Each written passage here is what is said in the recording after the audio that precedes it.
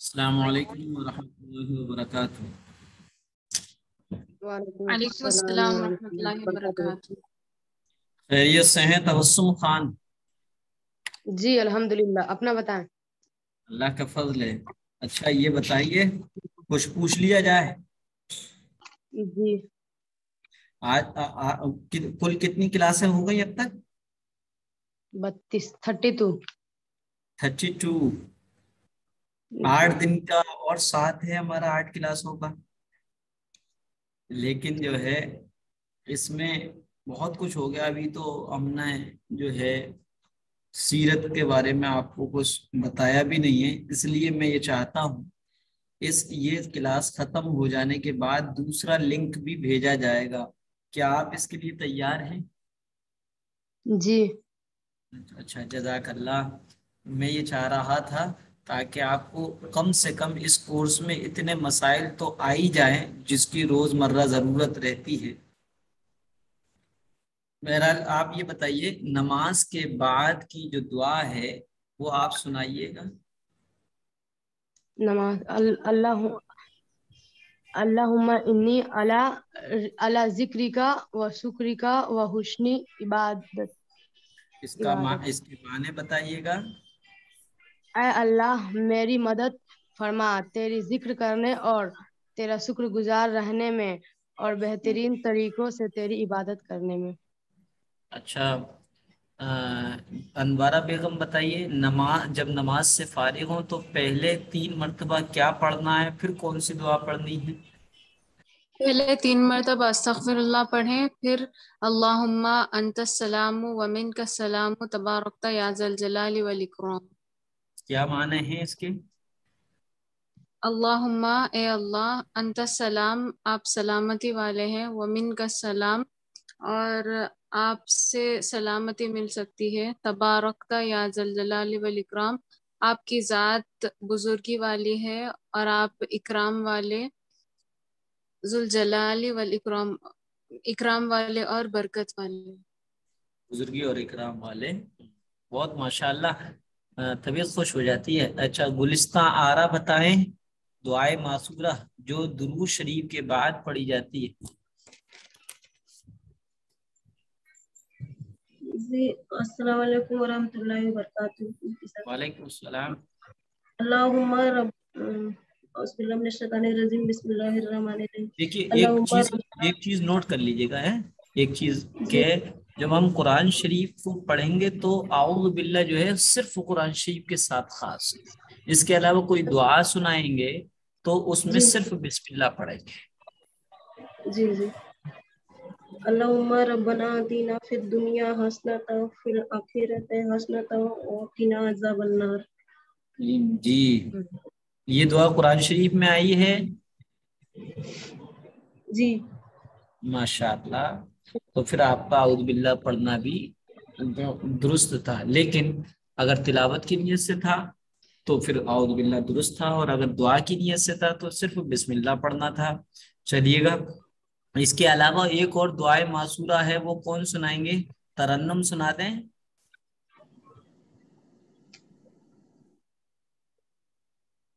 اچھا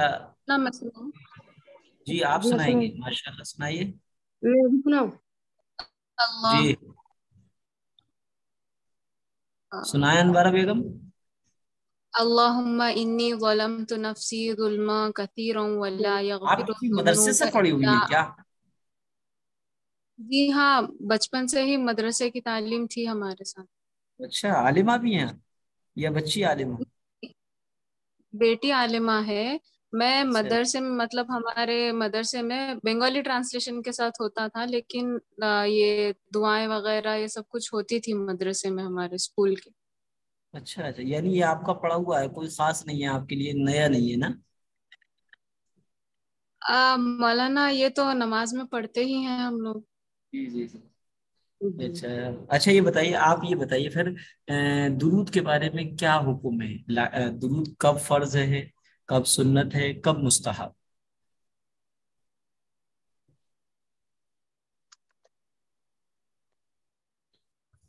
جی آپ صلی میرا اللہ علیہ وسلم کا نام آئے تو اس وقت پڑھنا वाजिब है। अच्छा, और बार बार आए नाम तो बार बार आए तो पढ़ना मुस्तहब है बार बार, लेकिन एक बार पढ़ लेंगे तो काफी हो जाएगा। अच्छा, एक तो ये ही बताइए। अगर पढ़ तो लाइफ में एक मर्तबा भी अगर किसी कोई दुरूद ना पढ़े तो क्या, किस चीज के छोड़ने का गुनाह मिलेगा उसको? वाजिब के, सुन्नत के, या सुन्नत फर्ज के किफाया? छोड़ने का। फर्ज के छोड़ने। अच्छा, दुरूद में वो अत्तहियात का दूसरा नाम क्या है? तशहुद। तशहुद। आप तो चूंकि मदरसे में पढ़ी हैं, सब जानती हैं, मैं निशाली से सवाल करता हूँ कि इबादतें कितनी तरह की हैं? सोमा बता दें। 3 तरह के। अक्सा फारूकी बताएं।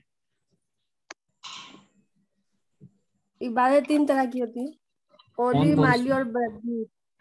अच्छा, ये बताइए, तशाहुद किन किन लोगों के की तोहफों का मजमुआ है? अल्लाह और आप सल्लल्लाहु अलैहि वसल्लम की बातों का। अच्छा, अल्लाह के रसूल ने कहाँ तक 3 तोहफे दिए, पढ़ के बताइए। अल्लाह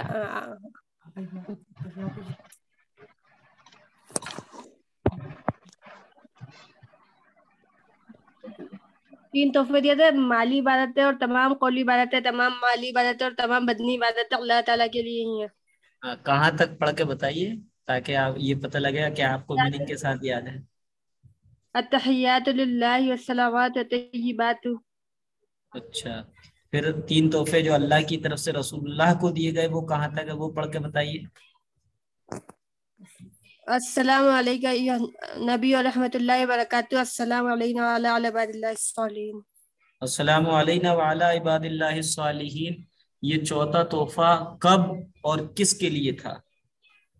ये उम्मत के लिए था। अच्छा, ये कब दिया गया अल्लाह की तरफ से, कब इसकी तरफ से कब दिया गया? मेराज पे दिया था। नहीं, किस वक्त दिया, किस रीजन की वजह से दिया गया? अनवारा बेगम आप बताइए। ये मौलाना सवाल समझ में नहीं आया, फिर से एक बार। ये अस्सलामु अलैना व अला इबादिल्लाहिस सालिहीन, ये अल्लाह की तरफ से दिया हुआ एक तोहफा था। ये कब अल्लाह ने दिया? हालांकि अल्लाह तो 3 तोहफे दे चुका था, अस्सलामु अलैका अय्युहन नबी व रहमतुल्लाहि व बरकातुहू। ये अस्सलामु अलैना व अला इबादिल्लाहिस सालिहीन कहने की का रीजन क्या हुआ?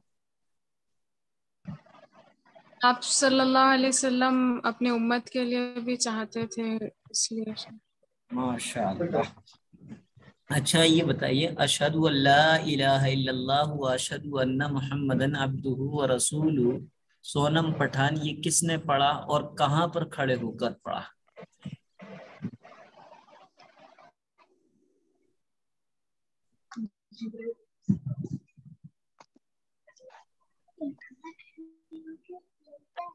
बोले कोई और बता दें। निशा अली नहीं बोल रही है, कई मरतबा हो गया। तरन्नुम बता दें।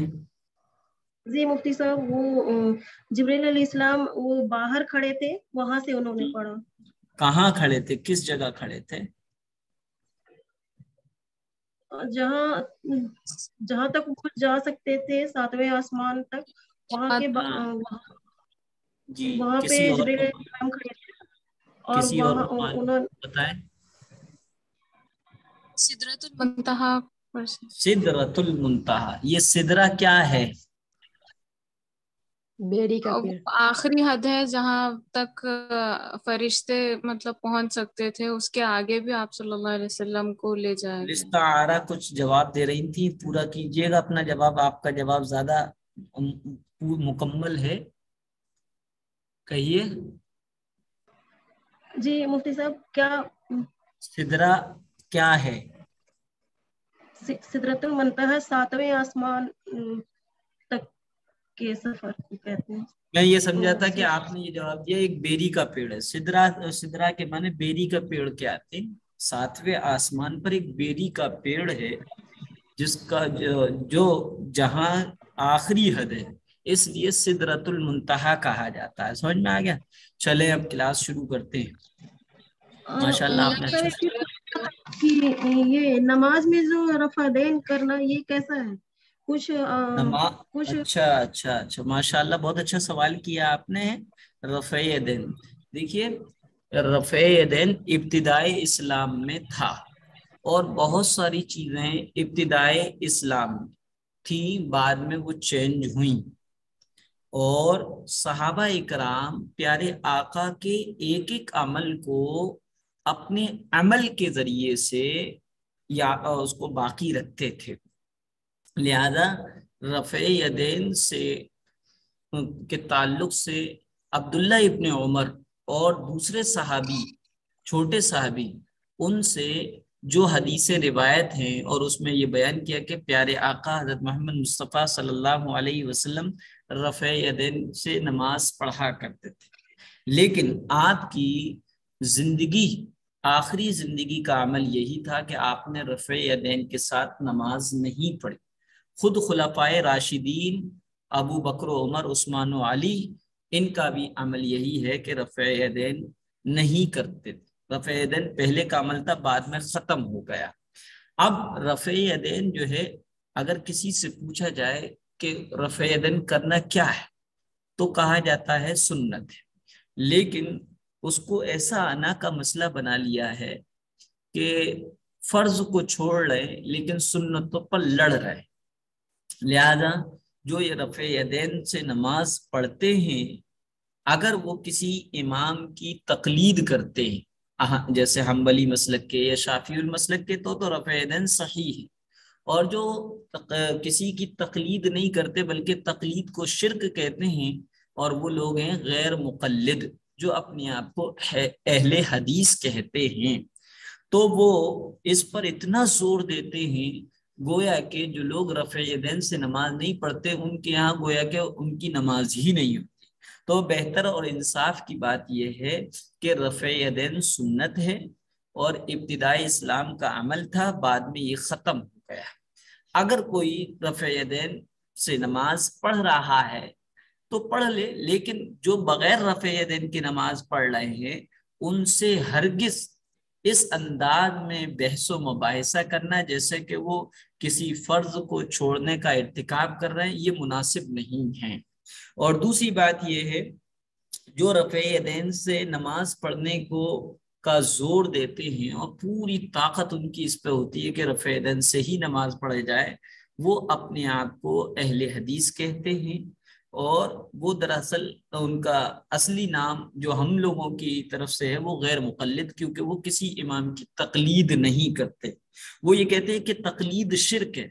ہم کہتے ہیں بھئی ہم امام ابو حنیفہ یا تقلید جس کی بھی کر رہے ہیں، ہم یہ سمجھ کے کرتے کہ انہوں نے قرآن و حدیث کو ہم سے زیادہ سمجھا ہے، تو تقلید ہم ان امام کی نہیں کر رہے بلکہ تقلید نبی کی حدیث ہی کی، تقلید نبی کی بات ہی کی، تقلید قرآنی ہی کی ہے۔ لیکن وہ لوگ کہتے ہیں کہ تقلید شرک ہے۔ اور دوسرا فرق یہ اور سنیں، ہم اہل سنت والجماعت ہیں، ہم اہل حدیث نہیں ہیں۔ کیوں؟ کیونکہ دیکھیے ایک ہوتا ہے حدیث اور ایک ہوتا ہے سنت، دونوں کی ڈیفینیشن سمجھ لیجئے گا۔ حدیث کہتے ہیں پیارے آقا حضرت محمد مصطفیٰ صلی اللہ علیہ وسلم کے عمل کو، قول کو، فعل کو حدیث کہتے ہیں۔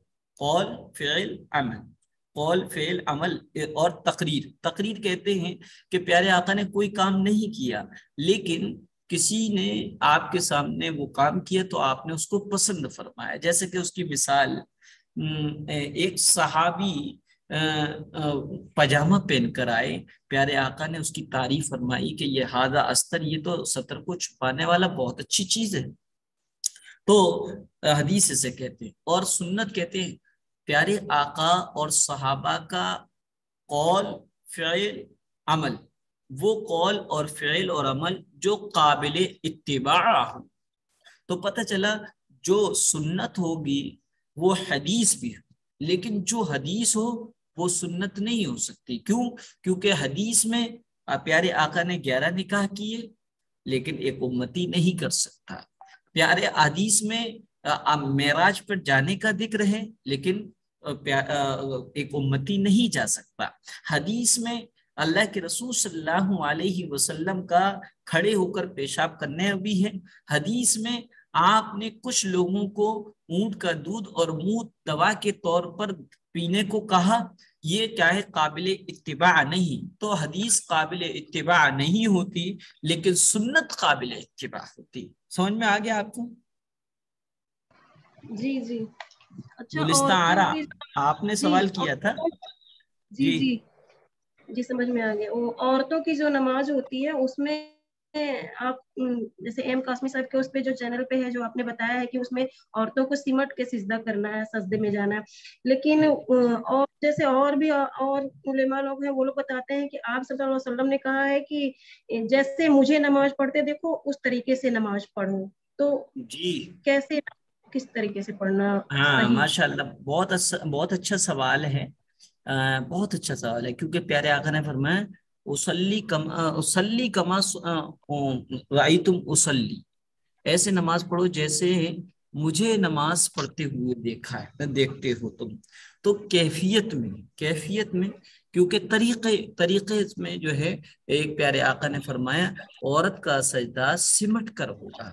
लोग ये कहते हैं इस हदीस की बुनियाद पर कि मर्द और औरत की नमाज में कोई फर्क नहीं, हालांकि मर्द औरत की नमाज में फर्क है। उसकी दलील ये है कि औरत जो है मर्दों की इमामत नहीं कर सकती, औरत पर जुमा नहीं है, औरत पर ईद नहीं है। अगर फर्क ना होता तो ये नमाजें जुमा और ईदें खातीन पर भी होती। अगर फर्क ना होता तो ये इमामत औरत को भी हक दिया जाता, मर्दों की इमामत वो करे। लिहाजा ये चीजें इस बात की तरफ इशारा करती हैं कि यकीनन औरतों और मर्दों के तरीक़े हकीकत नमाज में तो कोई फर्क नहीं। हकीकत नमाज क्या है? नमाज के अंदर जो 13 वाजिबात हैं और जो 6 फराइज हैं वो वैसे ही अदा होंगे। हकीकत नमाज में कोई भी फर्क नहीं है, लेकिन कैफियत नमाज, तरीक़े नमाज में फ़र्क है। और वो फ़र्क इस बुनियाद पर है कि अल्लाह के रसूल सल्लल्लाहु अलैहि वसल्लम ने जो शरीयत दी है, उस शरीयत में लोगों के मिजाज और अंदाज का फ़र्क रखा गया है। और प्यारे आका ने यह भी फरमाया, एक ख्वातीन ने यह दरख्वास्त की कि अल्लाह के रसूल, मेरा दिल चाहता है मैं आपके पीछे नमाज पढ़ूं। आपने फरमाया खातून की नमाज अपने घर के कमरे में, अपने मोहल्ले की मस्जिद से ज्यादा बेहतर है, और अपने घर से बंद कमरे की कोठरी में नमाज पढ़ना ज्यादा बेहतर है। बहरहाल, तो वो अहदीस भी हैं जिसमें औरत के को पस्त सजदा करने के लिए कहा गया, वो जमीन से चिपट कर सजदा करने को कहा। जिस वक्त हम जो है इस तरह की बातें लोग करते हैं हमसे, तो उस वक्त वो सिर्फ एक हदीस को सामने रखकर हमारा माइंड डिवाइड करना चाहते हैं, लेकिन हकीकत यह कि सब तरह की हदीसें सामने हो, उसके बाद फैसला किया जाए। जी गुलिस्तारा, मुतमईन हो गई आप? जी, समझ में आ गई। जी अनवारा बेगम, कुछ और कह रही थी आप? जी मौलाना, वो पूछना था कि जैसा कि अब नमाज में बाज लोग कहते हैं कि रुकू और सजदे के दरमियान जो तस्बीह है उसमें कुछ इजाफा भी करते हैं, जैसे कि अल्लाहुम्मा मग़फ़िरली है तो अल्लाहुम्मा मग़फ़िरली वरहमनी ऐसा है, और फिर रब्बाना, जी जी, मैं इंशाअल्लाह उन सबको बताऊंगा, क्योंकि अभी आपके सामने तरीक़ा नमाज आया है। अब मसनून नमाज के तहत ये सब चीजें बताऊंगा, यानी रुकू से उठकर जो खड़े होते हैं। मसला ये पूछना था कि जो तस्बीहात जो पढ़े जाते, तो जो इजाफी है वो फर्ज नमाज में भी पढ़ना है या तो फिर सिर्फ सुनन या नवाफिल में? हाँ, ये बात, ये नफल और सुनन में, फराइज में नहीं। जी, अगर फराइज में आप लोग फराइज में, जैसे कौम में रब्बना समी अल्लाहु लिमन हमीदा, रब्बना लकल हम्द, फिर हम्दन कसीरन तय्यबन मुबारकन फीह पढ़ लें, تو آپ کے لیے کوئی حرج نہیں، پڑھ سکتی ہیں. لیکن مردوں کے لیے یہ حکم ہے کیونکہ وہ جماعت سے ان پر نماز ہے، اور جماعت میں مقتدیوں کی حالت کی رعایت کرنی پڑتی ہے. اس لیے جو قومے کی جلسے کی جو مسنون دعائیں ہیں وہ اپنی انفرادی نماز یعنی سنن و نوافل میں ہے. جی سمجھ میں آ گیا بہن؟ جی جی جزاک اللہ. چلیے اب کلاس شروع کرتے ہیں. دیکھیے نماز کا مسنون طریقہ، اور ہر نماز میں جتنے رکن ہیں اس میں جو سنت طریقہ وہ آپ کو صاحب بتائیں گے. ہو سکتا ہے انوارہ بیگم یا اور بہنوں کے گلستہ آ رہا ہے، اور بھی لوگ ہیں ان کو یہ باتیں پہلے سے معلوم ہوں. اگر پہلے سے معلوم ہے تو اچھی بات ہے، بس تازہ ہو جائے گا، ایک تکرار ہو جائے گی. اور اگر پہلے سے معلوم نہیں ہے تو علم میں اضافہ ہو جائے گا. قیام اور دونوں اٹھانے کا جو طریقہ ہے، قیام کہتے کھڑے ہونے. اس میں ذرا تھوڑا سا یہ سمجھ لیا جائے کہ عموماً یہ خیال کیا جاتا ہے کہ مغرب کے بعد جو 2 سنت موقدہ اور پھر اس کے بعد 2 نفل ہوتے ہیں، اسے عموماً لوگ یہ کہتے ہیں کہ نفل بیٹھ کر ہی پڑھے جاتے ہیں. یہ غلط فہمی ہے. نفل بیٹھ کر پڑھ سکتے ہیں لیکن بیٹھ کر ہی پڑھے جاتے ہیں، یہ غلط ہے. البتہ نفل میں یہ اجازت ہے کہ بیٹھ کر پڑھنا چاہیں تو پڑھ سکتے ہیں، آدھا ثواب ملے گا کھڑے ہو کر نفل پڑھنے کے مقابلے میں. یہ سمجھ لیا. اب سمجھیے گا فرض اور واجب نمازوں میں قیام یعنی کھڑے ہو کر پڑھنا فرض ہے اگر کوئی پرابلم اور مجبوری اور عذر نہ ہو. دیکھا یہ گیا کہ ذرا سی تھکان ہوئی بیٹھ کے نماز پڑھ لی، ذرا سی پرابلم ہوئی حالانکہ کھڑے ہو سکتے ہیں. علماء نے لکھا ہے فرض اور واجب نمازوں میں جتنی طاقت ہے کم از کم اتنی دیر تو قیام کرے ہی کرے. بہرحال قیام اور دونوں ہاتھوں کو اٹھانے کا جو طریقہ ہے اس میں 6 سنتیں ہیں. سب سے پہلی چیز تکبیر تحریمہ کے وقت سیدھا کھڑا ہو اور سر کو نہ جھکانا. سر جھکا لے نہیں، سر کو بالکل سیدھے رکھیں گے، نگاہ جو ہے سجدے کی جگہ پر ہو. پھر دوسری چیز ہے تکبیر تحریمہ کے وقت دونوں ہاتھوں کو کندھوں تک اٹھانا، لیکن ہاتھوں کو دوپٹے سے باہر نہیں نکالنا ہے، دوپٹے کے اندر سے ہی دونوں ہاتھوں کو کندھوں تک اٹھانا ہے. ہتھیلیوں کو قبلے کی طرف رکھنا، یہ یوں نہیں ہوں گی بلکہ قبلے کی طرف. یہ ہتھیلیاں جو ہیں قبلے کی طرف رہیں. سمجھ میں آ گیا؟ ہتھیلیوں کو 3 نمبر قبلے کی طرف رکھنا ہے. چوتھا انگلیوں کو اپنی حالت پر رکھنا ہے. یہ انگلیاں عام حالت پر رکھنا ہے، نہ یعنی نہ زیادہ کھلی رکھنا اور نہ زیادہ بند. اس طریقے سے چپکانا بھی نہیں ہے، اس طریقے سے کھولنا بھی نہیں ہے. جو عام حالت ہے اس حالت پر رکھنا ہے. یعنی چوتھی چیز ہے انگلیوں کو اپنی حالت پر رکھنا، یعنی نہ زیادہ کھلی کرنا نہ زیادہ بند رکھنا. نمبر 5 دونوں پیروں کے قریب، دونوں کو پیر قیام میں دونوں پاؤں کو قریب قریب رکھنا. بالکل اگر کوئی عذر ہے، پریگننٹ ہیں یا فیٹی ہیں تو ایسی صورت میں فاصلہ رکھا جا سکتا ہے. تو دونوں پیروں کو قریب قریب رکھنا اور پیروں کی انگلیوں کو قبلے کی طرف رکھنا. بعض مرتبہ یوں ہوتے پاؤں یا یوں ہو لیتے ہیں، نہیں یوں بالکل بالکل جب پاؤں مل جائیں گے تو انگلیاں جو ہیں قبلے کی طرف ہو جائیں گی. نمبر 6 حالت قیام میں نگاہ کو سجدے کی جگہ پر رکھنا. یہ تو قیام کی سنت ہے. ہاتھ باندھنے کا طریقہ دائنے ہاتھ کی ہتھیلی، یہ ہتھیلی کہلاتا ہے، یہ پشت کہلاتا ہے. ہر مضبوط چیز جو ہے پشت کہلاتی ہے، پیٹھ جسے کہتے ہیں، اور ظاہر کہلاتا ہے، یہ باطن کہلاتا ہے. باطن اندر کا چیز ہے. بطن عربی میں پیٹ کو کہتے ہیں بطن، تو ظاہر کہلاتے ہیں ہر سخت اور مضبوط کو، اور باطن کہتے ہیں اندر کی چیز کو. تو بہرحال دائیں ہاتھ کی ہتھیلی کو بائیں ہاتھ کی ہتھیلی کی پشت پر رکھنا. یہ بائیں ہاتھ ہے، یہ ہتھیلی تو ادھر ہو گئی، یہ پشت ہے. دائیں ہاتھ کی ہتھیلی بائیں ہاتھ کی ہتھیلی کی پشت پر رکھنا. اس طریقے سے اس کو رکھنے کا منشا یہ ہے کہ اس طریقے سے پردہ کرانا ہے، اس طریقے سے پردہ کرنا مقصد ہے. اس کو باندھنا نہیں ہے بلکہ رکھ لینا، اس طریقے سے یہ پردہ کرنا مقصود ہے. آپ سمجھیے گا، میں بہت اشاروں میں سمجھا رہا ہوں. या सीने पर हाथ बांधना है।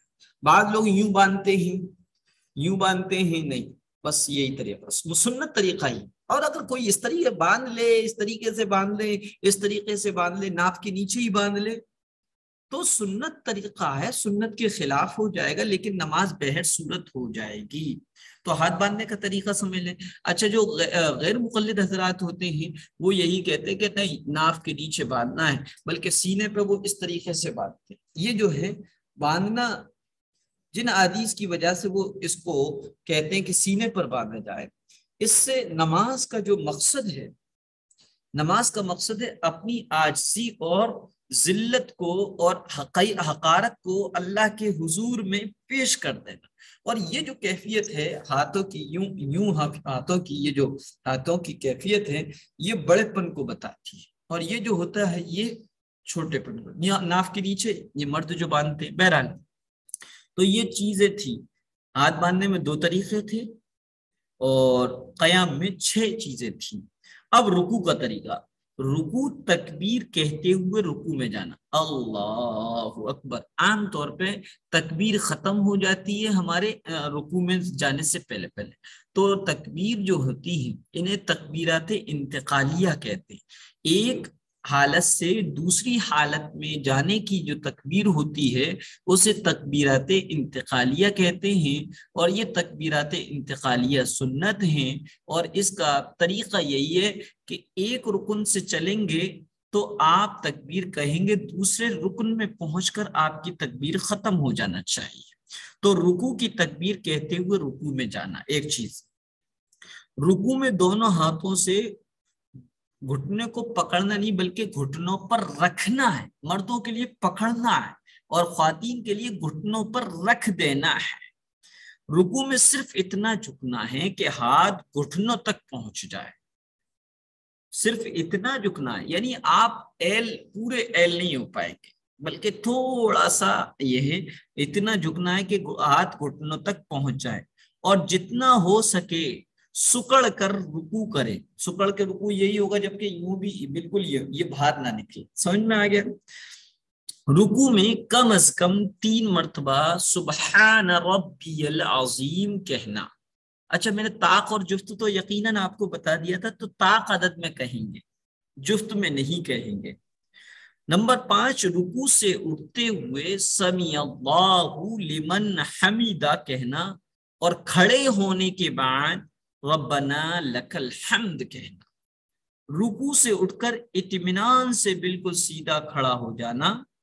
नंबर 6, रुकू से उठने के बाद सीधा खड़ा होने को कौमा कहते हैं। क्या कहते हैं? कौमा कहते हैं।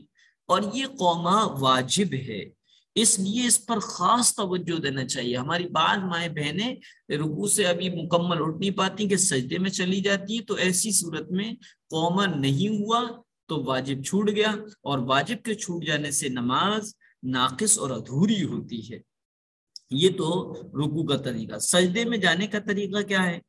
तकबीर कहते हुए सजदे में जाना। इस सजदे में चूंकि हमारी बहनें जाती हैं तो तकबीर उनकी पहली खत्म हो जाती है। तकबीर खत्म नहीं होना बल्कि तकबीर चलती रहे, अल्लाहु अकबर। तकबीर कहते हुए सजदे में जाना। पहले दोनों घुटनों को जमीन पर रखना, दोनों हाथों को, फिर नाक को, फिर पेशानी, नाक पेशानी। समझ में आ गया? सजदे का तरीका क्या है? दोनों हाथों के दरमियान सजदा करना, दोनों हाथों के दरमियान सजदा करना। सजदे में नाक और पेशानी दोनों का जमीन पर टेक, दोनों का जमीन पर टेक। सजदे में पेट को, ये पेट है, इसको रान कहते हैं, जांघों से मिला देना। समझ में आ गया? पहलुओं को, ये पहलू कहलाता है, ये वाला हिस्सा पहलुओं को बाजुओं से मिलाता नहीं, ये बाजू कहलाता है। पहलुओं को बाजुओं से मिलाना। दोनों कलाइयों को, ये कलाई कहलाता है, दोनों कलाइयों को जमीन पर बिछा देना, जमीन पर रख लेना। सजदे में कम अज कम 3 मरतबा सुबहान रब्बियल आला पढ़ना। सजदे की हालत में दोनों पैरों को खड़ा नहीं करना है, और बल्कि दाहिनी तरफ राइट हैंड पर सीधी तरफ निकालना और खूब सिमट कर सजदा करना। सजदे की हालत में ہاتھ کی انگلیوں کو ملی ہوئی رکھنا اور انگوٹھے ناک کے نتنوں کے بالکل لیول میں ہوں گے. سمجھ میں آ گیا؟ سجدے کی حالت میں انگلیوں کو ملی ہوئی رکھنا ہے. سجدے کی حالت میں نگاہیں ناک کے نتنے پر ہوگی. دونوں سجدوں کے درمیان اطمینان سے بیٹھنے کو جلسہ کہتے ہیں. یہ جلسہ واجب ہے، اس لیے اس پر بھی خاص توجہ دینا چاہیے. ہماری بعض خواتین یہ پہلے سجدے سے ابھی مکمل اطمینان سے بیٹھی نہیں ہوتی ہے کہ فوراً دوسرے سجدے میں چلی جاتی ہے. سجدے سے اٹھنے کا طریقہ سجدے سے اٹھتے ہوئے تکبیر کہنا ہے اور سجدے سے اٹھتے وقت پہلے پیشانی، پھر ناک، پھر دونوں ہاتھ، پھر گھٹنوں کو اٹھانا ہے.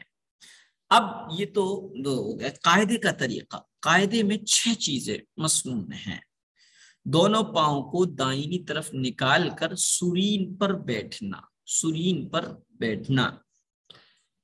نمبر 2، دونوں ہاتھوں کو رانوں پر رکھنا. یہ جانگ کو ران کہتے، دونوں پر رانگوں رکھنا اور نگاہ کو گود میں رکھنا. گود میں رکھنا.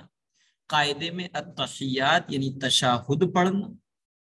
تشہد میں بیچ کی انگلی، میں نے بتایا تھا بیچ کی انگلی اور انگوٹھے سے حلقہ بنانا.